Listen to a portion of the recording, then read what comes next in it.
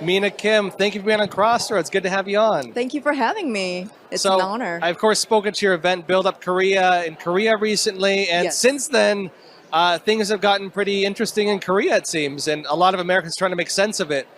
Martial law was declared by your president. That's They're right. trying to remove him from office now. Uh-huh. You have a good insight into what's really going on. I want to talk to you about it. So, Yes. okay, so for Americans, what led up to the martial law? Because we have no idea.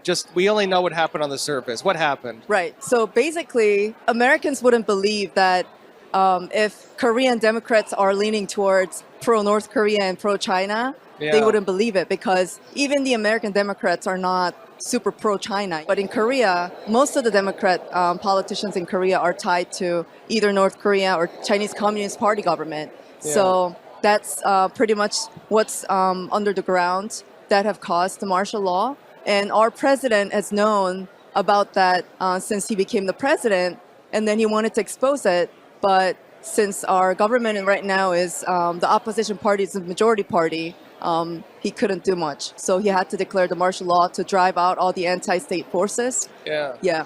Well, you know, when I was doing some reporting in Korea, I was looking into Chinese subversion, and I was shocked actually that the political debate in South Korea Uh-huh. is really like, do they want to align with China and North Korea, or do they want to align with the United States? Exactly. And that's one of the biggest political issues there, from what I Yes. understood. Is this? That's very true. I came in from outside, so that's what I gathered. But is that Uh-huh. really what it is? That is very true, 100% Wow. true. And the media doesn't talk about it because our Yeah. mainstream media is also very left-leaning.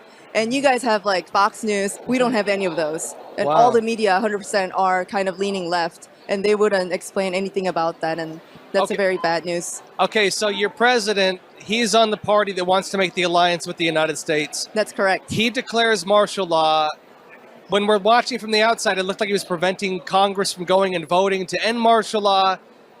It didn't look like he accomplished anything, but I also heard that he did raid one office Uh-huh. during that time. What actually happened? Because we're trying to discern what was accomplished. Was anything accomplished? Right. What happened? So what I believe is the martial law itself wasn't super prepared because he had a lot of things going on in his cabinet, and the Democrats were trying to impeach all of his cabinet members because just because they're the majority party, that means they can fast track all the bills and all the impeachment decisions by themselves. So that's why our president decided to declare the martial law to mainly actually drive into the National Election Committee, which was a surprise for everybody. Because you would normally send the troops to the National Assembly and block all the National Assembly members to get into the assembly and vote to end the martial law, because the majority party is the opposition party, which is the Democratic Party. They would all, of course, vote to end the martial law. And that could be possible. Yeah. But the reason why he went to the National Election Committee was because it's an independent-run organization in Korea, and even the president can't get an access to National Wow, Election really? Committee data and servers and everything. So he had to declare the martial law and Okay, force it. Okay, explain. Okay, I need to step back. Right. He had the National Election Committee raided when he declared martial law. Is that Yes, what happened? that's correct. He sent Really? about 300 troops there Wow. secretly, and it was found out later that everybody found out later about it. Since 2020, we had election fraud in 2020 April for our general election, and it's because of all the voting machines and all the data came out to be very strange. So that's been going on for about 4 years, and now finally he tried to expose that as well through the martial law. Yeah, I remember I reported on some of the reporting that was coming out on some of these strange things they found with their elections, and I know the investigations have been ongoing. But it's interesting now that the president, when he declared martial law, that's what he went for. Yes, Wow, that's a big correct. deal. And the surprising thing was that the server that he found had a password, which was 12345, Oh wow, very secure. which is very secure, right?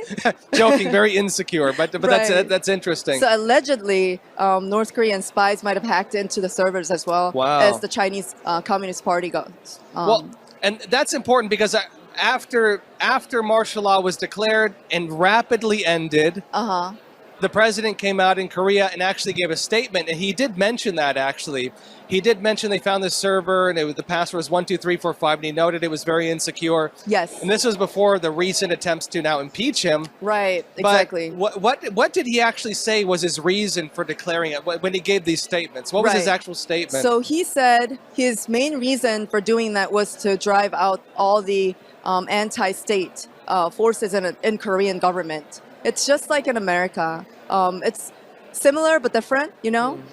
Like I told you, in Korean government, we have a lot of pro-North Korean funded maybe or spies politicians, and he was trying to expose them out. And he knew that the martial law wouldn't last long, but he still did it because he wanted to maybe expose all the bad ones. And we did have a lot of like establishment conservative politicians who would also fall into the Democratic agenda with them. So those were the ones who voted to impeach our president for the second round of voting. Well, you know, there was something really interesting that came out because you're saying that there's a lot of people in Korea who are suspected of being tied to China, you know, mainland China, the Chinese Communist Party, and North Korea. Yes. President Yoon, again, the president of South Korea, actually said this in his statement. And one thing he said in particular was that there were instances of Chinese spies going into South Korea, committing very open, you know, acts of foreign espionage. Oh my and gosh, he said that they couldn't prosecute it in Korea.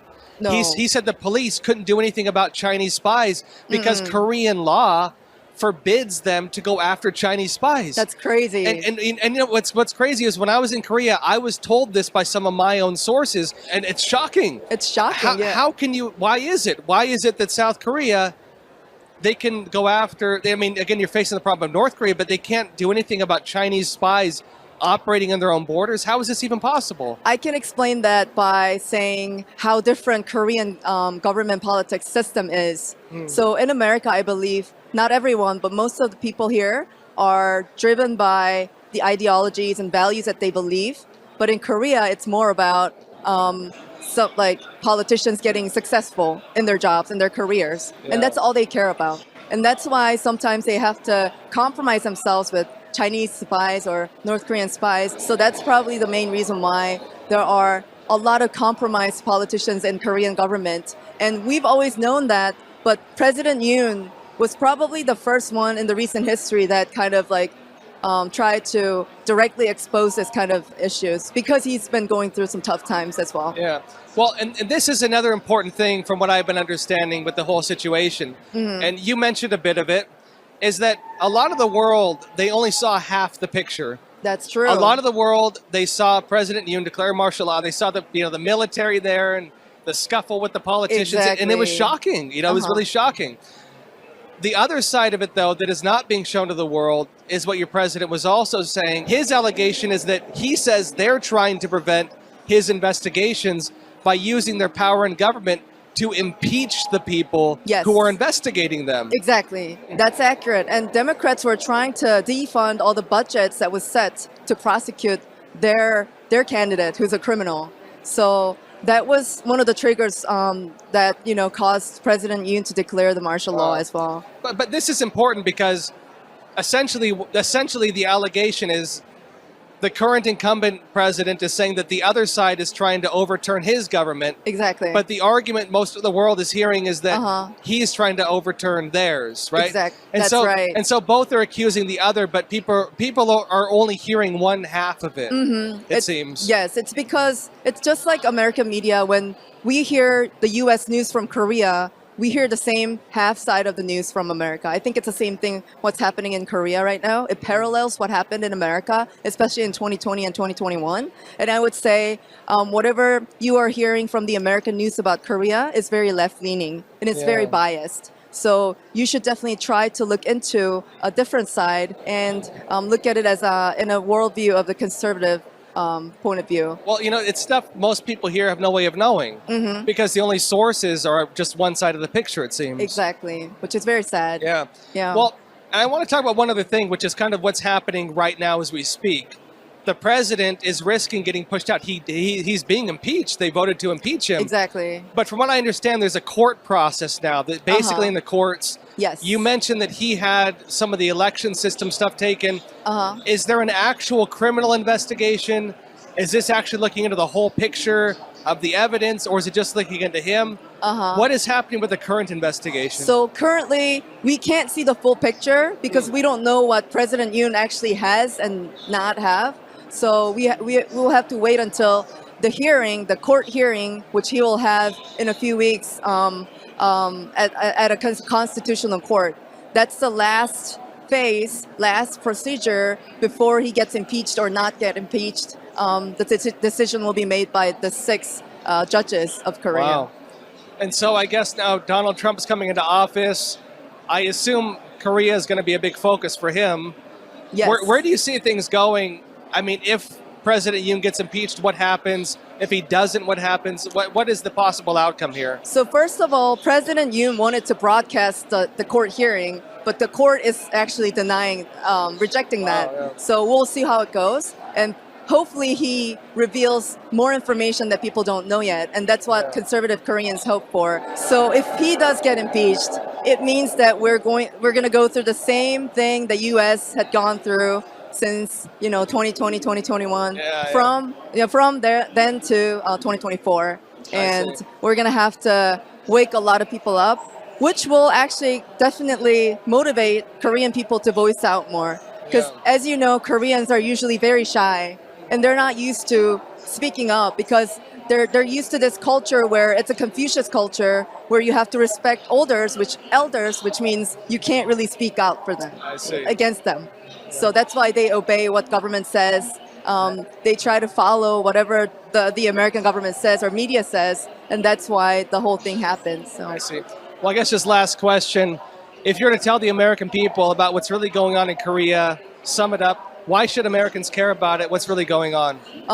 So Americans should care about this definitely because Korea is one of the very good friends in Asia. And Korea is the nation where we can go fight against the whole Chinese regime that's coming into the world, trying to infiltrate into all the Asia. So we have to save Korea. And in order for us to do that, we need the help of American people and American government to support what's happening right now in our current government. Our current government is a conservative government. Conservative president is being impeached right now. But if we have the support of the American people and enough support from the American government for our current president, for his attempt or his belief in, being good friends with America rather than being friends with China. And then if the opposition party becomes the ruling party in Korea, then they will try to give our country to China or to North Korea. And you can't let that happen as Americans because you need more allies in Asia right now. And we're in this fight with you guys and we're ready to, fight, like how President Trump did. Well, Mina Kim, thank you so much and a real pleasure having you on. Thank you. Thank you for having me. Thank you.